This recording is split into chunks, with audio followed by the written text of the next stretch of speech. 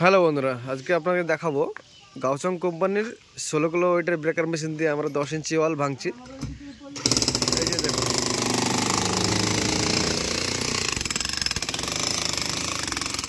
দেখুন খুব সহজেই ওয়ালগুলো ভাঙা হচ্ছে এবং ইটগুলো সব গোটা গোটা পাওয়া যাবে। জাস্ট মশলাগুলো ছাড়িয়ে নিলেই আবার কাজ হবে।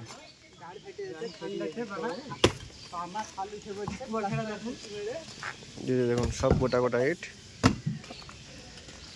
এই যে সেই ইটগুলো ছাড়িয়ে রাখা হয়েছে।